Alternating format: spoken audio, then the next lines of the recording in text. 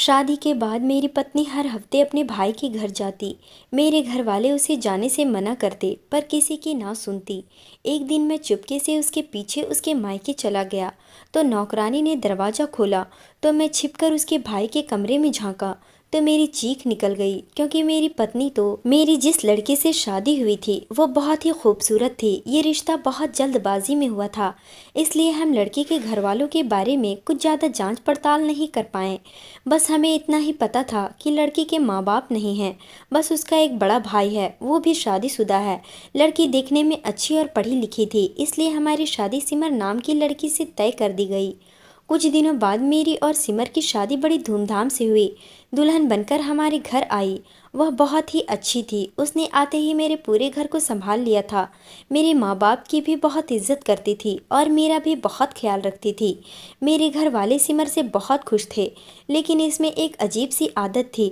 कुछ भी हो जाए वो हर हफ्ते अपने मायके जरूर जाती थी। शादी के शुरू शुरू दिनों में तो हम लोगों ने इस बात पर ज़्यादा ध्यान नहीं दिया, क्योंकि शादी करके नए घर में जाना और एक नए रिश्ते में घुलना मिलना किसी भी लड़की के लिए मुश्किल होता है। लेकिन शादी के 3-4 महीने बाद भी उसकी वही रूटीन रहती तो मुझे अजीब लगने लगा। वो चाहे कितनी भी बीमार हो, चाहे कोई भी मेहमान क्यों न आया हो, अपने मायके हर हफ्ते ज़रूर जाती थी। मैंने उसे कई बार समझाया कि हर हफ्ते मायके जाना अच्छी बात नहीं है। अजीब बात यह लगी कि अगर मैं उसके साथ जाना चाहता तो राजी नहीं होती थी। वह अपने मायके अकेले ही जाना पसंद करती थी। शादी के शुरुआती दिनों में वह कभी कभार मेरे साथ चली जाया करती थी, लेकिन जैसे जैसे वक्त गुजरता गया उसने मुझसे कहा कि वह अकेले ही जाएगी। उसके इस रवैये से मुझे बहुत गुस्सा आता था, लेकिन वह हम लोगों के साथ इतने अच्छे से पेश आती थी कि ना चाहते हुए भी मुझे गुस्सा कंट्रोल करना पड़ता था। लेकिन कब तक मैं अपने गुस्से पर कंट्रोल करता, क्योंकि किसी भी आदमी के लिए यह बर्दाश्त करना मुश्किल हो जाएगा कि उसकी पत्नी उससे बातें छुपाने लगे। कभी कभी मैं यह सोचता था कि वह मायके कहकर कहीं और तो नहीं जाती है। ये सारी बातें मेरे दिमाग में घूमने लगी थी। फिर मैंने सोच लिया कि आज से वह अपने भाई के घर जाएगी तो मैं भी उसके पीछे पीछे जरूर जाऊंगा और जाकर देखूंगा कि आखिर वह करती क्या है। एक दिन उसे अपने मायके जाना था तो उसने मुझे सुबह ही बता दिया था कि आज मुझे जाना है। अब क्योंकि वह किसी के रोकने से रुकने वाली तो नहीं थी, इसलिए मैंने जाने की इजाज़त दे दी और मैं ऑफिस जाने के लिए निकल गया। और मैं ऑफिस जाने के बहाने बाहर जाकर अपनी जान पहचान वाले की दुकान पर जाकर बैठ गया। मैंने देखा मेरे ऑफिस जाने के कुछ देर बाद ही वह घर से निकली और ऑटो रिक्शे में बैठकर चली गई। मैं अपने दोस्त के मोटरसाइकिल लिया और उसी के हेलमेट पहन लिया ताकि वो मुझे पहचान न सके, और उसका पीछा करने लगा। जब रिक्शा जाकर उसके मायके के सामने रुकी तो मेरा पहला शक तो ख़त्म हो गया कि वह अपने भाई के घर ही जाती है। वह घर के अंदर चली गई और बाहर खड़े होकर मैं सोचता रहा कि मुझे उसके पीछे जाना चाहिए या नहीं। अगर मैं अंदर गया और उसके भाई और भाभी ने मुझसे पूछ लिया कि तुम इस तरह पीछा क्यों कर रहे हो और आना ही था तो साथ आ जाते, तो मैं इस बारे में क्या जवाब दूंगा। मैं बहुत देर तक इसी बारे में सोचता रहा। आखिर बहुत कुछ सोचने विचारने के बाद मैं उसके भाई के दरवाजे पर घंटी बजा दिया। चाहे जो होगा देखा जाएगा। उसकी नौकरानी ने दरवाज़ा खोला और दरवाजे पर मुझे देखकर हैरान हो गई। मैंने उससे पूछा कि घर पर कौन कौन है, तो उसने कहा आपकी पत्नी है। मैंने कहा भैया और भाभी नहीं हैं, तो उसने कहा नहीं है, वो मुझे वहीं से वापस भेजना चाहती थी। लेकिन मैंने उसे अपने सामने से हटाकर अंदर चला गया। वह नौकरानी थी, इसलिए मुझे मना नहीं कर पाई। मैंने जैसे ही अंदर गया तो मुझे कमरों से बातें करने की आवाज़ आ रही थी, और वो आवाज़ मेरी पत्नी सिमर की ही थी। जैसे ही मैं जरा सा दरवाज़ा खोलकर अंदर झाँका तो अंदर का मंजर ने मुझे हिला कर रख दिया था कि सब देखकर मुझे अपनी आंखों पर यकीन नहीं हो रहा था कि क्या ये मेरी पत्नी है जो इतना गिर सकती है। इसे देखने के बाद मैं उल्टे कदम वापस आ गया और नौकरानी को सख्ती से मना कर दिया कि तुम मेरे यहाँ आने की खबर किसी को नहीं बताओगी। नौकरानी भी घबराई हुई थी। उसने कहा क्यों, क्या हुआ साहब। मैंने कहा कुछ नहीं, बस मैंने जैसा कहा तुम वैसा ही करना, नहीं तो मुझसे बुरा कोई नहीं होगा। इतना कहकर मैं वहाँ से सीधे वापस आ गया और अपने आप को एक कमरे में बंद करके सोचने लगा कि आखिर मुझ में क्या कमी है कि मेरी पत्नी इस हद तक गिर गई, और जो शक था वह यकीन में बदल गया। मैंने किसी से इस बारे में बात नहीं की। शाम को मेरी पत्नी वापस आ गई। वह बिल्कुल नॉर्मल थी, बल्कि वह तो आज हर रोज से ज़्यादा खुश नजर आ रही थी। लेकिन मेरी आंखों के सामने से वो मंजर नहीं जा रहा था, इसलिए मुझे उससे बात करने का दिल भी नहीं कर रहा था। मेरी तबीयत खराब होने का बहाना बनाया और बिस्तर पर लेट गया। अब मुझे कुछ अच्छा नहीं लग रहा था, और उसका इस तरह मेरे और मेरे घर वालों का ख्याल रखना अब मुझे ढोंग नज़र आने लगा था। कभी कभी मेरे मन में आता कि शायद इसकी शादी मुझसे ज़बरदस्ती करवाई गई है, मैं इसे छोड़ दूं और वो इस ज़िंदगी से आज़ाद होकर अपनी दुनिया में खुश हो जाए। फिर सोचता कि नहीं, इसकी सच्चाई तो पता चले कि आखिर इसने ऐसा क्यों किया, कि अब पता चले कि आखिर इसने ऐसा क्यों किया। कि अब तो बस सोचते सोचते एक हफ्ता गुजर गया और मेरी ज़िंदगी में मुझे एक चौंकाने वाली खबर मिली। बात नॉर्मल हालात में होती तो शायद मैं बहुत ज़्यादा खुश होता, क्योंकि मेरी पत्नी माँ बनने वाली थी। अब तो मुझे इस बच्चे पर भी शक होने लगा था कि शायद ये बच्चा मेरा होगा भी या नहीं। फिर मैंने सोचा कि चलो इसके साथ ही पूरे 9 महीने अच्छे से रहता हूँ, इसे किसी भी बात की भनक नहीं लगने दूंगा कि मुझे इसकी काली करतूत का पता चल गया है। और फिर जब 9 महीने के बाद बच्चा पैदा हो जाएगा तो डीएनए टेस्ट करवा लूँगा, तो पता चल जाएगा कि बच्चा आखिर किसका है। मेरे दिमाग में बस यही बात चल रही थी कि आखिर उस दिन उसके कमरे में कौन था जो मेरी पत्नी के साथ एक दिन जब मेरी पत्नी सिमर मायके से मेरे घर वापस चली आई। मैं उसके मायके गया, नौकरानी वहाँ नहीं थी, शायद वापस घर जा चुकी होगी, बस उसकी भाभी घर पर थी। फिर वहाँ उसकी भाभी से मिलकर वहीं बैठ गया। बैठने की कुछ देर बाद उसके भाई आ गए। उसका भाई एक हाथ से अपाहिज था, लेकिन अपाहिज होने के बाद भी अपनी रोजी रोटी के लिए नौकरी करता था। मुझे उसके भाई की फिक्र थी, और इसी की वजह से मैं अपनी पत्नी को अभी तक छोड़ा नहीं था। नहीं तो उस दिन कमरे में जो वो कर रही थी वो सब मेरे लिए तो क्या, किसी भी मर्द के लिए बर्दाश्त के बाहर था।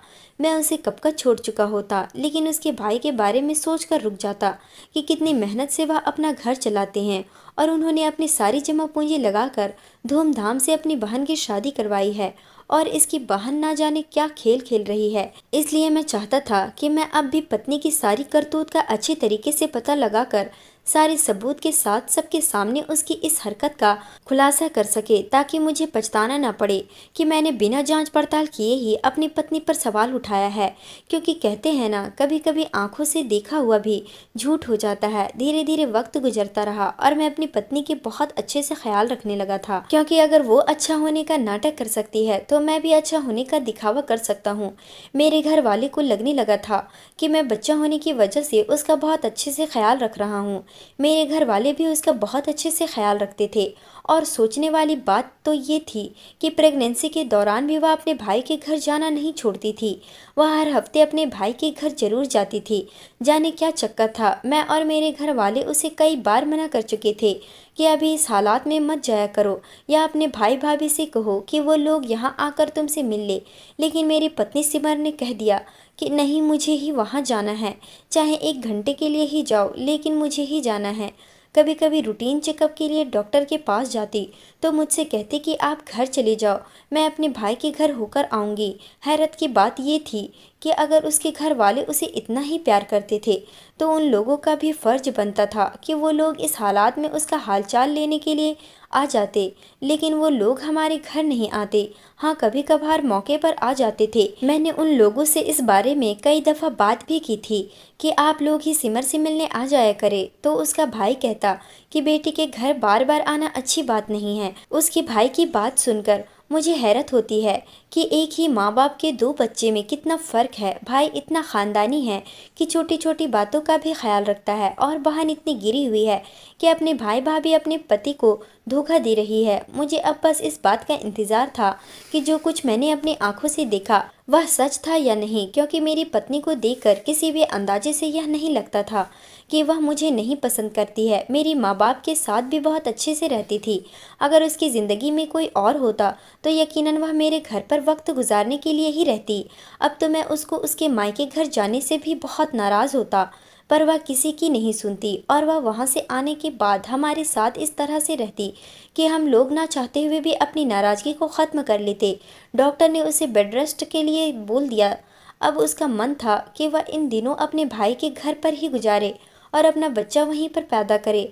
लेकिन मेरी माँ इस बात के लिए बिल्कुल तैयार नहीं थी, क्योंकि हमारे घर की बहू का पहला बच्चा ससुराल में ही पैदा हो, मायके में नहीं। अब इस बात को लेकर हमारे घर में थोड़ा बहुत कहासुनी भी हो गई, क्योंकि वो हर हाल में मायके जाना चाहती थी और मेरी माँ उसे जाने नहीं देना चाहती थी।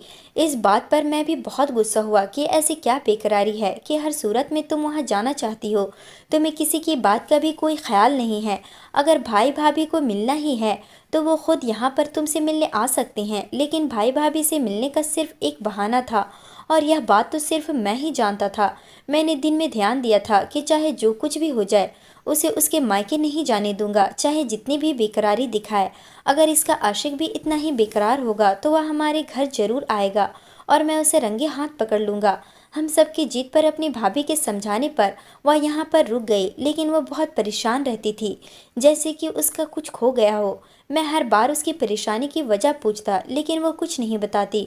अब कुछ दिनों बाद हमारे घर एक खूबसूरत सी बेटी पैदा हुई। मेरा मन अब उस बच्ची को देखकर बहुत खुश हुआ। उसकी सूरत ही ऐसी थी कि जो भी देखता उसे प्यार किए बिना नहीं रह पाता।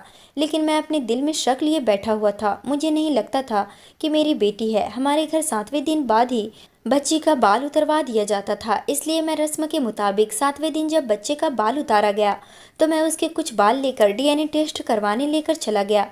अब मुझे बेसब्री से रिपोर्ट आने का इंतज़ार था। उस बच्चे की खूबसूरती, मासूमियत मुझे अपनी तरफ खींचने लगी थी, लेकिन मैं चाहकर भी उसे अपना नहीं पाता था और इसलिए मैं उसे ज़्यादा प्यार नहीं करता। सबको यही कहता कि इतनी छोटी बच्ची है, उठाते हुए मुझे डर लगता है।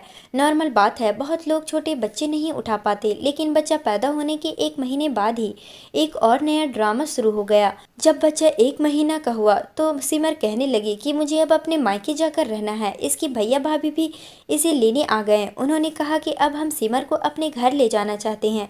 उन लोगों ने माँ की बहुत सी मिन्नतें की, इसलिए मेरी माँ ने उन्हें ले जाने की इजाज़त दे दी। जब सिमर को पता चला कि उसे जाने की इजाज़त मिल गई है तो ज़रूरत से ज़्यादा ही खुश थी। मैंने सोचा कि जो कुछ भी मैं सोच रहा हूँ, अगर वो सच है तो मैके अपने आशिक से ही मिलने जा रही है। यह सोच मुझे जीने नहीं दे रही थी। इसलिए उसके जाने के तीसरे दिन बाद मैं अपनी बेटी से मिलने के बहाना बनाकर उसके मायके चला गया। काफ़ी देर मैं वहाँ बैठा रहा, लेकिन उसके किसी भी अंदाज से कुछ ऐसा वैसा महसूस नहीं हो रहा था।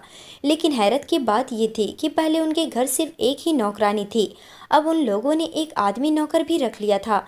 मैंने पूछा भी कि आप लोगों ने एक और नौकर रख लिया है, तो उसके भाई ने कहा मेरी पत्नी की तबीयत अभी ठीक नहीं है, इसलिए वो ज़्यादा काम नहीं कर सकती, और अब ये माँ बेटी भी आ गई हैं तो काम बढ़ गया है, इसलिए हमें 2-2 नौकर रखना पड़ा। मुझे अच्छे से पता था कि इसके भाई की आमदनी इतनी ज़्यादा नहीं है कि वह एक ही वक्त में 2-2 नौकर रख सके, तो फिर उन्होंने 2 नौकर क्यों रखा। अब लेकिन वही हुआ जो मैंने नहीं सोचा था। उसके मायके जाने की 4 दिन बाद डीएनए रिपोर्ट आ गई थी। रिपोर्ट में साफ था कि बच्ची मेरी ही थी। इस बात से मुझे तसल्ली तो मिल गई, लेकिन परेशानी ये थी कि मेरी पत्नी के खिलाफ मेरे पास कोई सबूत नहीं था, और सबूत के बगैर मैं उसके खिलाफ कोई एक्शन नहीं ले सकता था, क्योंकि उसने मेरे माँ बाप की सेवा करके उन्हें अपना बना लिया था।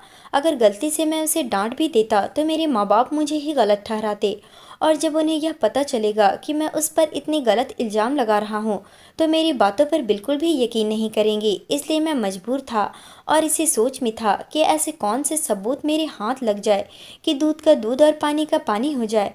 क्योंकि बच्ची मेरी थी, इसलिए मैंने अपनी बच्ची से मिलने जाया करता था। लेकिन हैरत की बात ये थी कि जब से मेरी पत्नी मायके गई हुई थी, उनके घर पर जो मर्द नौकर था अब मुझे नहीं दिखता था। मैं इस बारे में जब अपनी साली से पूछा तो उसने कहा कि वो नौकर बहुत कामचोर था, कोई काम ढंग से नहीं करता था, इसलिए हमने उसे निकाल दिया। और वैसे भी अब मेरी पत्नी की तबीयत पहले से बेहतर है, अब वो घर का काम कर सकती है, इसलिए अब एक ही नौकर से हमारा गुजारा हो जाएगा। लेकिन मुझे चैन नहीं था।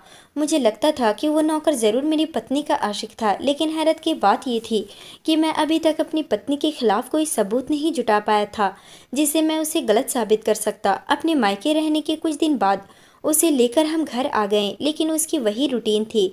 वह घर का सारा काम बहुत अच्छे से करती थी और किसी को कोई शिकायत का मौका नहीं देती। मेरी और मेरी बेटी की ज़रूरत का ख्याल भी रखती थी। लेकिन हर हफ्ते भाई के घर जाने का सिलसिला उसका अब भी जारी था। आखिर मेरे सब्र का बांध टूट गया और एक दिन मैं उसके जाने के कुछ देर बाद उसके पीछे बिना बताए उसके मायके चला गया। जब मैं वहाँ गया तो उसकी भाभी घर पर ही थी। मैंने उसे सिमर के बारे में पूछा तो उसके चेहरे का रंग ही उड़ गया और वह परेशान हो गई और वह इधर उधर की बातें करने लगी जैसे वो कुछ छुपा रही हो। और थोड़ी देर बाद मुझे दूसरे कमरे में अपनी पत्नी सिमर की आवाज़ सुनाई दी, जिस कमरे में कुछ दिन पहले मैंने उसे उस हालात में देखा था। मैं उस कमरे की तरफ बढ़ा लेकिन उसकी भाभी सामने आ गई। उन्होंने मुझे उस कमरे में जाने से रोकते हुए कहा कि इधर आ जाइए, वह अपनी बेटी से बातें कर रही है। लेकिन मेरी बेटी तो मुझे दूसरे कमरे में एक तरफ सोई हुई नजर आ रही थी। मैंने उन्हें आगे से हटाया और सीधा उस कमरे में चला गया। मेरे दिमाग में वही बातें चल रही थी, लेकिन इस बार जो मैंने अपनी आंखों से देखा मैं सोच भी नहीं सकता था। मेरी पत्नी एक बेड के पास बैठी हुई थी और इस बेड पर एक 20 से 22 साल का नौजवान लड़का लेटा हुआ था, जो देखने में बहुत खूबसूरत था। मेरी पत्नी उससे बातें कर रही थी, लेकिन वो उसकी बातों का कोई जवाब नहीं दे रहा था। मुझे अचानक सामने देखकर सिमर के चेहरे की हवाइयाँ उड़ गई। मैंने सिमर से पूछा कि कौन है ये, तो वह बिल्कुल खामोश हो गई, जैसे कि वो कुछ बताना ही नहीं चाहती हो। मैंने उस लड़के से भी पूछा कि तुम कौन हो, लेकिन वो सिर्फ मुझे देखे ही जा रहा था। तभी वहाँ पर उसकी भाभी आ गई। उन्होंने कहा कि अगर आप इस राज से वाकिफ़ हो ही गए हैं तो बैठिए, हम आपको सारी सच्चाई बताते हैं। थोड़ी देर में उसका भाई भी आ गया। उन्होंने बताया कि वो लड़का जिसको आपने कमरे में देखा है वो हमारा छोटा भाई है और वह बचपन से ही अपाहिज है, खुद से चल फिर नहीं सकता। वो दिमागी तौर पर उसका दिमाग आम लोगों की अपेक्षा में बहुत छोटा है, इसलिए वो घर के कुछ ही लोगों को पहचानता है। अगर हम लोगों के अलावा कोई दूसरा उसके पास जाए तो शोर मचाता है। मैं भी एक हाथ से अपाहिज हूँ, लेकिन सुबह शाम उसके डायपर वगैरह चेंज कर देता हूँ। मेरी पत्नी और नौकरानी उसका बहुत अच्छे से ख्याल रखते हैं, उसे वक्त से खिलाते पिलाते हैं और कपड़े भी बदलने की जिम्मेदारी शुरू से ही मेरी माँ ने उठाई थी। उनके जाने के बाद इसकी सारी जिम्मेदारी मेरी बहन ने उठाई। वो काफ़ी बड़ा है, उसके कपड़े बदलना और पहनाना हमारी बहन करती है। इसलिए आप लोगों को लाख मना करने के बाद भी सिमर हर हफ्ते यहाँ आती है ताकि मेरे भाई के कपड़े बदल सके। उसको नहलाने का काम भी यही करती है। जब सिमर प्रेग्नेंट थी और उस वक्त उसकी तबीयत ज़्यादा ख़राब होने की वजह से यह अपने भाई को संभाल नहीं सकती थी और आप लोगों ने भी इसे यहाँ आने से मना कर दिया था। उस वक्त मजबूरन हमने एक मर्द नौकर रख लिया था, लेकिन वो दिन हमारे लिए बहुत मुश्किल थे। वो मेरे भाई को अच्छे से संभाल नहीं पाता था, क्योंकि ऐसे बंदे को संभालना बहुत मुश्किल है। लेकिन ये तो इसकी बहन का इतना बड़ा दिल है जो अपने ससुराल के साथ साथ अपने छोटे भाई को भी संभाल लेती है कि इतने बड़े लड़के का कपड़ा उसकी बहन बदले, कोई अच्छी बात तो नहीं। और मैं तो एक हाथ से अपाहिज हूँ, इसलिए ये काम तो मैं नहीं कर सकता था। मैं उन लोगों की यह बात सुनकर बहुत शर्मिंदा हो गया। मैंने कहा आप लोगों को यह बात हमें पहले ही बता देनी चाहिए थी, तो मैं सिमर को यहाँ आने से नहीं रोकता, बल्कि उसकी मदद खुद ही मैं करता। उन लोगों ने कहा कि जब हम लोगों ने यह बात आप लोगों से पहले से ही छुपाई थी, शादी होने के तुरंत बाद अगर बताते तो आप लोग क्या सोचते। इसलिए हमने सोचा था कि जब हमारी बहन आपके घर में अच्छी तरह से एडजस्ट हो जाएगी और उसकी शादी को कुछ दिन हो जाएंगे, तब हम आप लोगों को ये बात बता देंगे। मैंने अपनी पत्नी सिमर से कहा कि मैंने कई दफ़ा तुम्हें इस कमरे में देखा था, जब शायद तुम अपने भाई के कपड़े बदल रही थी। मैंने तुम्हें उस वक्त देखा, इस हालात में तो मैंने तुम्हें गलत समझा। मैंने उसी वक्त सिमर से माफ़ी मांगी और घर जाकर अपने घर वालों को सारी हकीकत बता दी, और वह सब भी यह सुनकर हैरान रह गए। ये सब जानने के बाद मैं खुद हर हफ्ते अपनी पत्नी के साथ उसके मायके आता हूँ और मिलजुल कर उसके भाई की मदद करता हूँ। दोस्तों, हमें अपनों से वही बात छुपानी चाहिए जो छुप सके, नहीं तो कुछ बातें छुपाने से रिश्तों में दरार पड़ जाती है। क्या मेरी पत्नी यह बात छुपाकर सही करती थी या गलत, या उसे मुझे बताना चाहिए था? दोस्तों, उम्मीद करती हूँ आपको हमारी कहानी पसंद आई होगी। कहानी पसंद आई है तो वीडियो को लाइक करें, चैनल पर नए हैं तो चैनल को सब्सक्राइब करें। मिलते हैं अगली कहानी में।